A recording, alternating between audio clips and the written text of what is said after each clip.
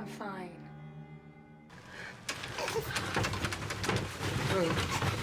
तो हेलो दोस्तों, welcome to हॉररलैंड।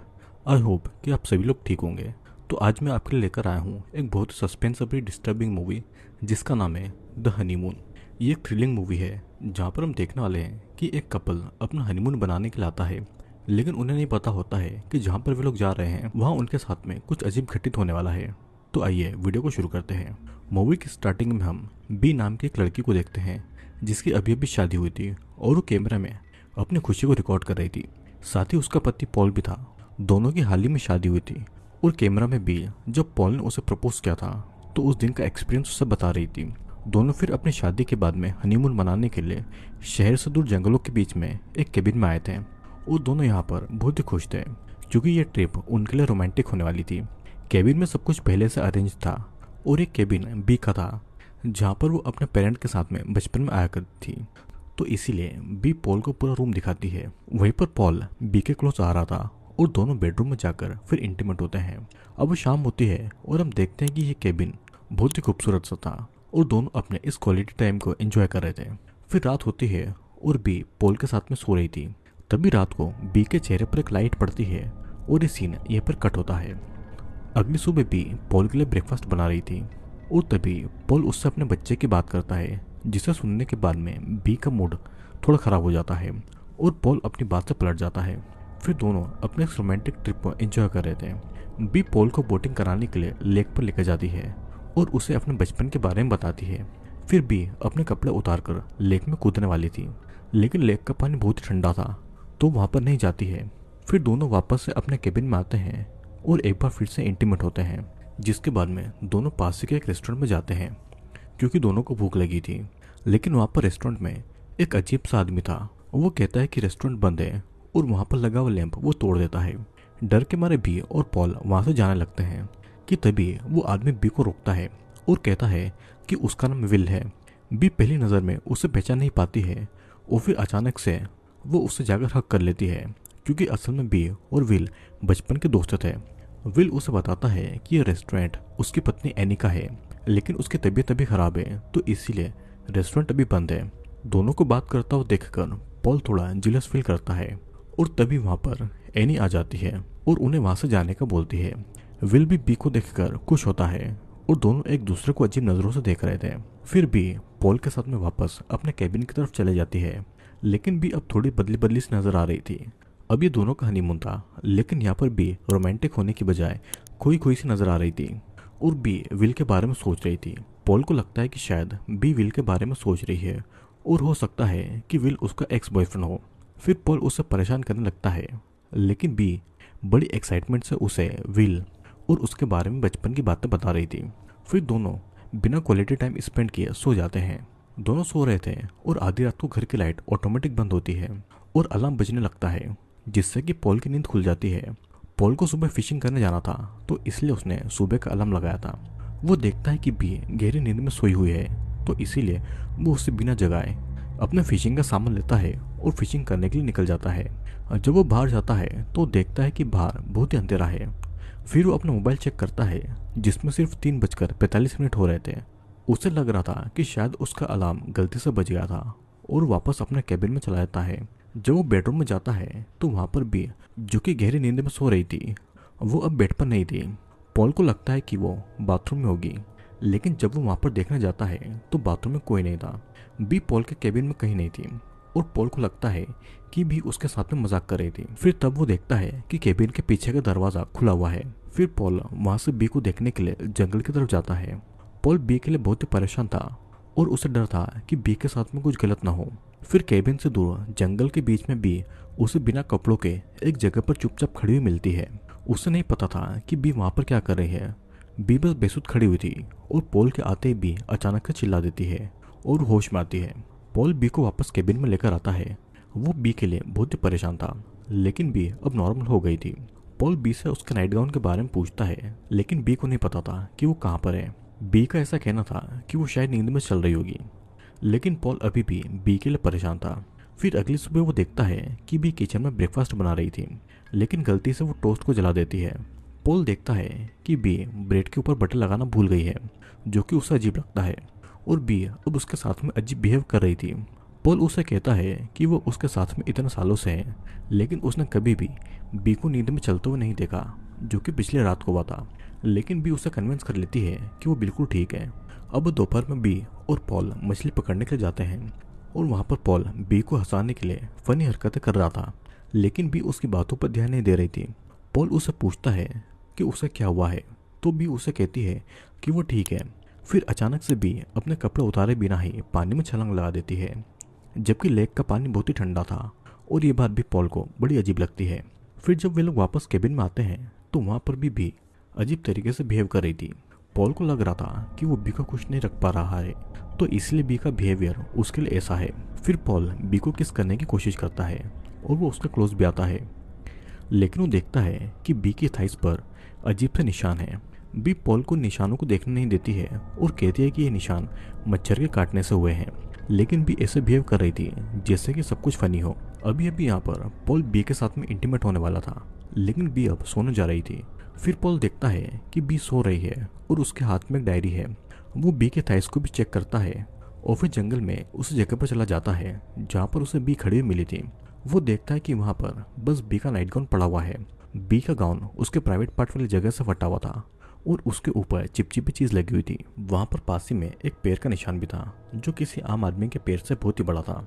अब पॉल बी के गाउन को लेकर केबिन में आता है और वो देखता है कि उसकी वेडिंग वाला वीडियो हैंडीकैम में ऑन है। बेबी बाथरूम में खड़ी होकर खुद से बातें कर रही थी और उस रात के बारे में बहाना बनाने की प्रैक्टिस कर रही थी। फिर शाम को पॉल केबिन के सामने बोनफायर जलाता है, जिसमें बी मार्शमेलो को पूरा जलाकर खा रही थी। और अब पॉल को बी का बिहेवियर और भी अजीब लगने लगा था, जिसके बाद में वो जल्दी से वहाँ से केबिन में आ जाता है। बी भी उसके पीछे पीछे आती है। फिर दोनों एक दूसरे को किस करते हैं और क्लोज आते हैं। पॉल अभी भी बी के बिहेवियर से परेशान था। उसे लग रहा था कि बी को उसका क्लोज आना पसंद नहीं था। वो पूछता है कि उस रात को जंगल में उसके साथ में क्या हुआ था, और तब भी यही कहती है कि वो नींद में चल रही है। फिर वो ज़बरदस्ती पॉल को किस करती है और वो उससे क्लोज आती है, लेकिन अब पॉल उसे रोक देता है। वो कहता है कि बी अपना नाइट गाउन पहन कर आए, लेकिन बी कहती है कि उसका नाइट गाउन गंदा हो चुका है और इसलिए उसने उस गाउन को लॉन्ड्री में डाल दिया था। पर पॉल को पता था कि बी उससे झूठ बोल रही थी। उसे तो पता भी नहीं था कि उसका नाइट गाउन कहाँ पर है। फिर पॉल वहीं पर नाराज होकर बैठ जाता है। अब रात होती है और बी पॉल के पास में सो रही थी, लेकिन पॉल सोया नहीं था बल्कि जाग रहा था। अचानक से बी अपने बेड से उठती है और कहीं पर चली जाती है।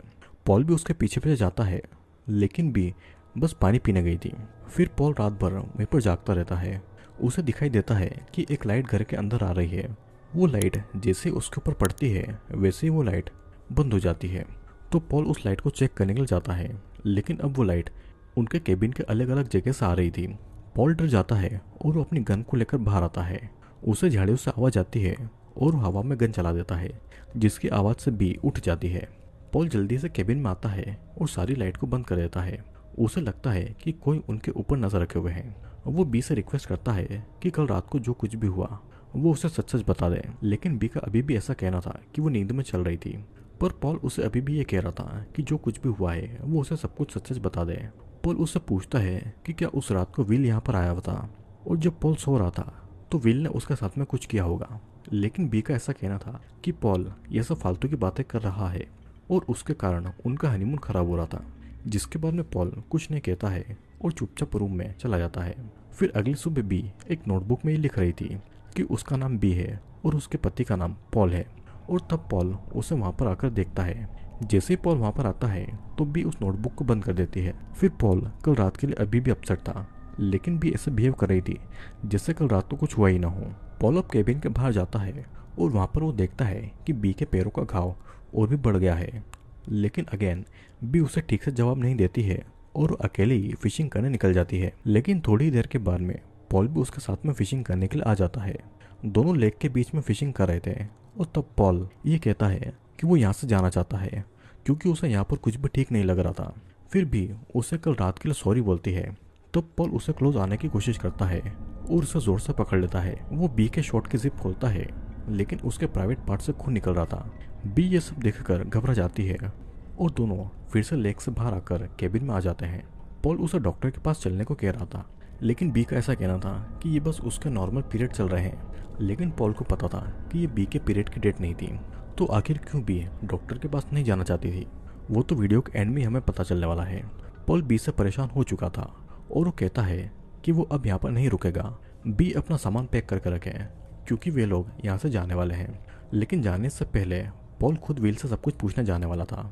फिर पॉल शाम के समय विल के घर पर जाता है जहाँ पर विल नहीं था। वो देखता है कि उसकी वाइफ एनी वहाँ पर मौजूद थी।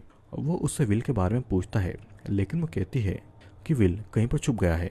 पॉल देखता है कि एनी के पैर पर भी बी के घाव जैसे निशान थे और पॉल एनी से उन घावों के बारे में पूछ रहा था। लेकिन एनी उसे कहती है कि वो यहाँ पर सेफ नहीं है। वो पॉल को जाने को कहती है, नहीं तो वो उसे नुकसान पहुंचा सकती थी। जिसके बाद में एनी अपनी बोट से लेक में निकल जाती है। पॉल देखता है कि वहाँ पर विल की कैप पानी के अंदर पड़ी हुई थी जिस पर खून लगा हुआ था और वो समझ जाता है कि विल के साथ में कुछ ना कुछ गलत जरूर हुआ होगा। अब पॉल विल के घर में आ जाता है ये चेक करने के लिए कि आखिर बात क्या है। वो देखता है कि उनके घर में कोई नहीं है।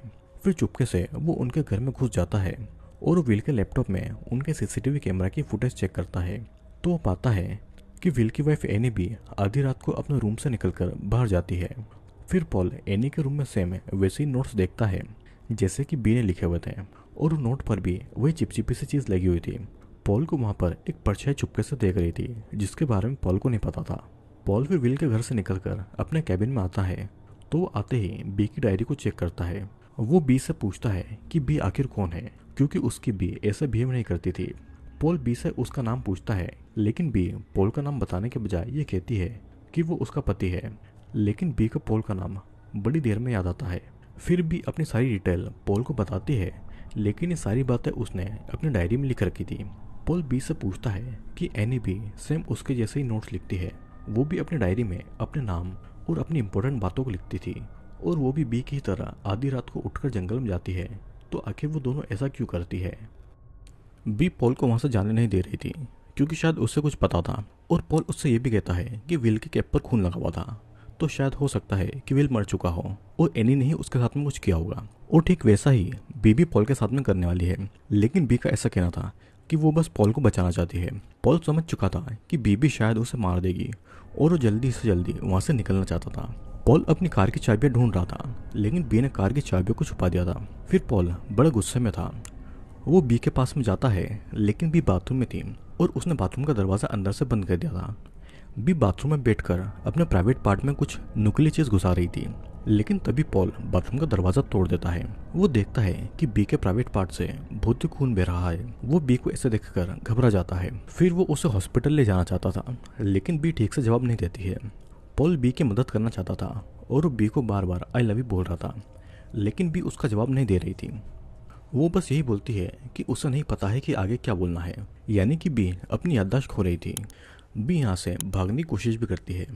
फिर वो एक रस्सी से पॉल को बांधना चाहती थी, लेकिन पॉल उससे स्ट्रांग था, तो उल्टा उसे बेड पर रस्सियों से बांध देता है और उसे समझ नहीं आ रहा था कि आखिर उसकी पत्नी बी को क्या हुआ है।